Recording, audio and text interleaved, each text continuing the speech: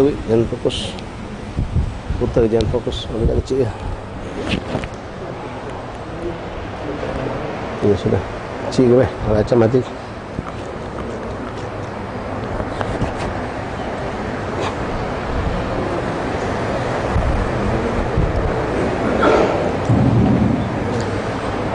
أعوذ بالله من الشيطان الرجيم بسم الله الرحمن الرحيم إن الله وملائكته يصلون على النبي يا أيها الذين آمنوا صلوا عليه وسلموا تسليما اللهم صل وسلم وبارك عليه وعلى آله صلى الله ربنا على النور المبين أحمد المصطفى سيد المرسلين وعلى آله وصحبه أجمعين اللهم صل على سيدنا محمد وآله كما لا نهاية لكمالك وعدد كمالك صلى الله ربنا على النور المبين أحمد المصطفى سيد المرسلين وعلى آله وصحبه أجمعين اللهم صل على سيدنا محمد وآله كما لا نهاية لكمالك وعدد كمالك صلى الله ربنا على النور المبين أحمد المصطفى سيد المرسلين وعلى آله وصحبه أجمعين اللهم صل على سيدنا محمد كما لا نهاية لكمالك وعدد كمالك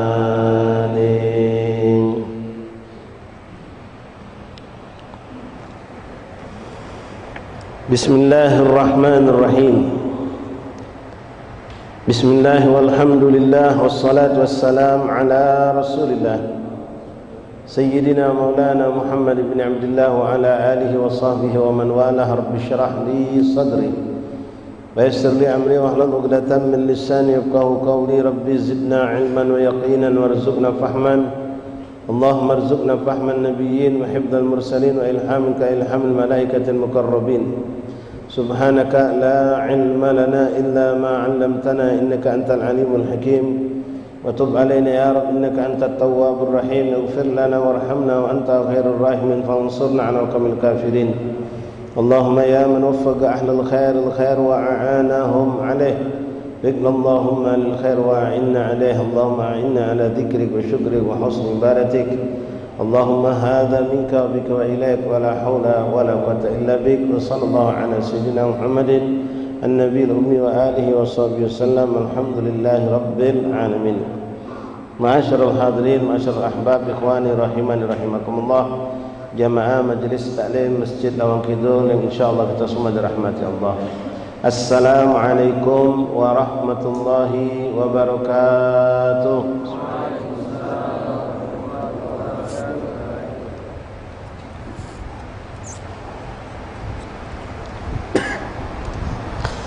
Alhamdulillah, thumma alhamdulillah, thumma alhamdulillah, lakal hamdu syukra ya Rabbana, bersyukur kita kepada Allah Subhanahu wa taala yang kembali Allah memilih kita lalu mengumpulkan kita dan kita pun dimuliakan Allah Subhanahu wa taala lewat perkumpulan ini dengan kemuliaan didapatkan lewat maghfirah yang Allah janjikan bagi orang yang duduk di majelis taklim, dengan ganjaran pahala yang tinggi, yang hebat, yang luar biasa bagi orang yang duduk di majelis taklim.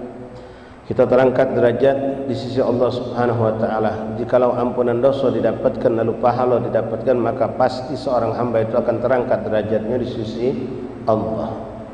Alhamdulillah ikhwani, adapun yang kita dapatkan ini pun adalah murni pemberian dari Allah. La bihaulina wala biquwwah minna. Bukan hasil usaha kita, bukan hasil daripada rencana kita. Karena semantang-matang rencana kita bikin, sehebat-hebat usaha yang kita lakukan, kalau Allah tidak berkehendak maka tidak akan mampu kita melakukan apapun, walau sekecil apapun perbuatan yang namanya taat atau menghindari suatu maksiat. Mampunya kita ya ikhwani berbuat taat dan menghindari maksiat adalah dengan pertolongan dari Allah Subhanahu wa taala.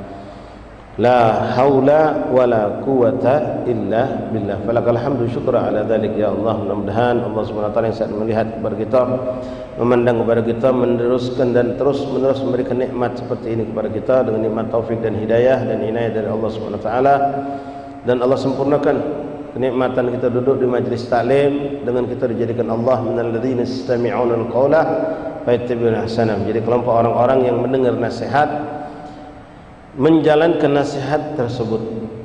Itu orang yang beruntung, dan mudah-mudahan bukan sebatas kita menjalankan, tapi insya Allah kita pun mampu menyampaikan dengan baik kepada orang lain sehingga orang lain pun mendapatkan kemanfaatan dari apa yang kita dapatkan.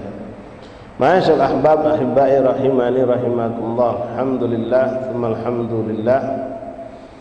Malam hari ini kita kembali dikumpulkan Allah di malam yang ke-25 daripada bulan Muharram 1446 Hijriah. Tak terasa bulan ini pun akan lepas dari kita selang beberapa hari lagi, dan kita akan masuk bulan Safar insya Allah. Bulan Safar bulan berkah. Bulan dalam Islam tidak ada satupun yang disebut bulan buruk, bulan sial, apalagi bulan yang menimbulkan musibah atau bala. Sebagaimana orang-orang jahiliyah sebelum datangnya Islam memiliki keyakinan kalau Safar itu bulan bala, dan ini ditepiskan oleh Rasulullah SAW, menanamkan kepada umat Islam bahwasanya anggapan tersebut adalah anggapan yang salah besar, karena Allah tidak pernah menciptakan ada bulan atau hari sial di dalam Islam. Kesialan, keburukan, bala dan malapetaka yang terjadi itu akan terjadi kalau kita bermaksiat kepada Allah. Kalau kita bermaksiat kepada Allah, melanggar syariat Allah, maka kesialan, keburukan itu pasti sudah kita dapatkan karena maksiat yang kita lakukan. Tapi selagi kita tidak melakukan hal yang buruk daripada kemaksiatan dan kelalaian, terlebih lagi kita melakukan ketaatan, maka hari itu adalah hari keberkahan buat kita. Bahkan Imam Ali bin Abi Thalib mengatakan, setiap hari yang di situ kita tidak bermaksiat kepada Allah, maka itu adalah hari lebaran buat kita. Ma'asyar ahbab rahimani rahimakumullah, bulan Safar bulan berkah, bukanlah bulan yang buruk. Yang mana kita sayangkan anggapan bulan Safar, bulan bala, bulan musibah ini bukan hanya di zaman jahiliyah. Sebagian umat daripada umat Rasulullah ini sampai hari ini pun masih ada yang beranggapan seperti itu, meyakini bulan Safar bulan buruk, bulan tidak bagus, sehingga mereka nak mulai cocok tanam, nak mulai buka toko, buka usaha, pindah rumah, menempati rumah, sampai urusan mengawinkan anak mereka tidak mau di bulan Safar. Maka kalau kita dapatkan ada orang-orang yang berpikiran masih miring dan salah seperti itu, wajib kita luruskan ikhwan, karena Rasulullah SAW sudah meluruskannya. Dan alangkah miris dan menyedihkannya ketika masih ada umat Rasulullah yang tidak mengikuti apa yang dikehendaki oleh Rasulullah. Rasulullah SAW pernah mengatakan dalam hadisnya, tidak ada yang namanya penularan, kata Rasulullah. Tidak ada yang namanya percaya dengan tahayul, dan tidak ada juga percaya bulan Safar bulan bala. Yang dimaksud oleh Rasulullah tidak adanya bulan Safar bulan bala, karena saat itu orang-orang jahiliyah menganggap bulan Safar itu bulan yang tidak baik, sehingga tidak ada satupun mereka melakukan hal-hal yang seperti tadi. Maka Rasulullah SAW dengan ucapannya beliau menepiskan anggapan itu lewat hadis, dan dengan perbuatan pun beliau melakukan. Dengan apa diantaranya ikhwani, Rasulullah SAW menikahkan putri beliau Sayyidatuna Fatimah Zahra al-Batul yang paling dicintai oleh Rasulullah dengan seorang laki-laki yang juga sangat dekat dan sangat dicintai oleh Rasulullah SAW, Al-Imam Ali bin Abi Thalib karramallahu wajhah. Beliau adalah sepupu Rasulullah sekaligus menantu Rasulullah. Kapan beliau menikahkan putri beliau Sayyidah Fatimah dan Imam Ali bin Abi Thalib? Ulama sirah sepakat di bulan Safar. Di bulan Safar. Jadi kalau ada orang yang mengatakan jangan ngawin ke budak bulan Safar, tak bagus. Kalau memang ini orang tak paham, tak tahu, perlu ditunjuk tahu. Kalau sudah dikatakan macam itu masih juga tekak, nah ini orang bahaya. Itulah sampaikan, bu, tak boleh, bapak tak boleh ngomong macam itu. Kenapa? Nabi melarang kita nganggap bulan Safar bulan bala, apalagi nak takut nganten ke budak, ngawin ke budak. Ai tak do, wong dulu cak itu kalau wong dulu ngomong tak boleh nganten ke budak bulan Safar, wong dulu yang mana? Nak melok Nabi apa nak melok wong dulu? Jelaskan sama orang itu, mungkin dia tak tahu. Nabi mengatakan la adwa wala Safar. Tak boleh percaya bulan Safar bulan bala. Nabi melarang itu. Kedua, Nabi sendiri sudah mencontohkan dalam kehidupan beliau, beliau menikahkan putrinya Sayyidah Fatimah dengan Imam Ali di bulan Safar. Nah, kurang apa lagi Nabi itu? Kurang apa lagi Rasulullah memberikan penegasan dalam hukum masalah ini. Kalau masih tekak juga jangan digauli itu, jangan diakrabi. Berarti tekak itu namanya ahmak dalam bahasa Arab, bahasa Palembang. Salah tapi tidak mau diluruskan. Orang seperti itu tinggalkan, Pak. Kalau sudah dinasihati, dikasih tahu, masih tetap dengan pendirian dia berpegang dengan uji wong dulu, kata wong dulu. Nah, kita jelaskan, Nabi ngomong lain, Nabi melarang itu, masih juga sudah tinggalkan. Masyaallah, bab rahimani rahimakumullah. Insyaallah kita sambut bulan Safar dengan ketaatan, dengan kesemangatan, dengan iktimad bersandar kepada Allah, dengan memohon pertolongan Allah, dan dengan tanpa ada terlintas di hati dan pikiran kita bulan Safar bulan bala. Kalau kita lihat berkaca kepada bala musibah ikhwan, dari hitungan tak usah jauh-jauh, dari bulan Syawal kemarin, Syawal, Zulqa'dah, Zulhijjah, Muharram, 4 bulan terakhir ini, berapa puluh kejadian besar dari musibah terjadi di negeri kita. Bukan 1, 2, 3, 4, Pak. Kejadian besar musibah terjadi di negeri kita. Banjir, longsor, bumi bergeser, gempa, bandang, macam-macam kejadian. Macam-macam kejadian. Artinya tidak ada terpaku di bulan Safar. Bala itu kapan pun bisa datang sesuai dengan apa yang sudah ditentukan oleh Allah Subhanahu wa taala. Bahkan di hari baik, bulan baik, waktu baik pun boleh jadi musibah itu akan terjadi. Baiklah ikhwani rahimani rahimakumullah. Kita lanjutkan kembali pembacaan kitab Sabilil Iddikar dari Imam Abdullah bin Abdul Haddad. Masih kita menceritakan oleh beliau tentang perihal kejadian setelah kita dibangkitkan dari kematian, setelah hari kiamat. Bismillahirrahmanirrahim. Alhamdulillahirabbil alamin. Allahumma shalli wa sallim wa barik wa karim ala sayyidina Muhammadin wa ala ali sayyidina wa maulana Muhammad. Qala al-muallif rahimahullah ta'ala wa nafa'ana fil ulumi fid darain amin.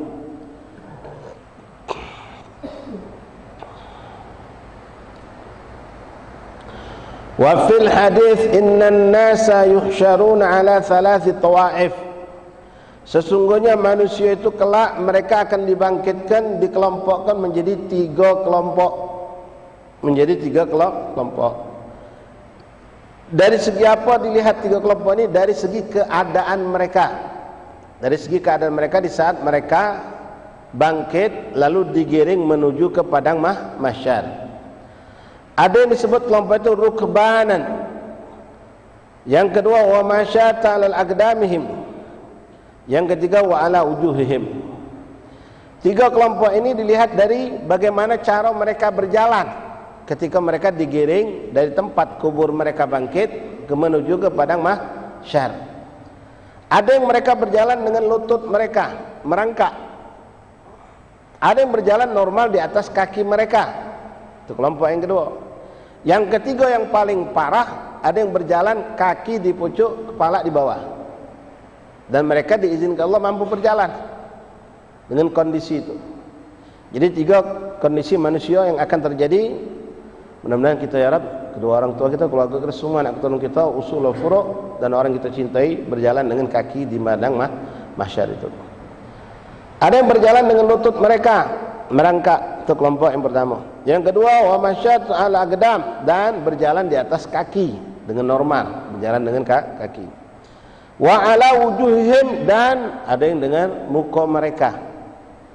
Ya, dengan muka mereka di sini boleh jadi mukonian jalan itu wallahu alam, atau bermakna itu kepala jadi kaki, kaki naik ke pucuk. Bagaimana gambaran berjalannya wallahu a'lam. Qala alaihi salatu wassalam alladzi amsyahum ala aqdamihim qadara ala ayyumsyahum ala wujuhihim. Ketahuilah bahwasanya Allah Subhanahu wa taala yang menjadikan mereka mampu berjalan dengan kaki di muka bumi Allah ini, nanti mampu menjadikan mereka juga berjalan dengan kepala atau dengan muka mereka. Yang mampu kan kita berjalan dengan kaki di pucuk bumi ini siapa? Allah. Kalau antum menyaksikan Masya Allah bermacam-macam binatang, itu ada yang berjalan tanpa kaki, ada yang berjalan tanpa kaki, ada yang berjalan pakai kepala.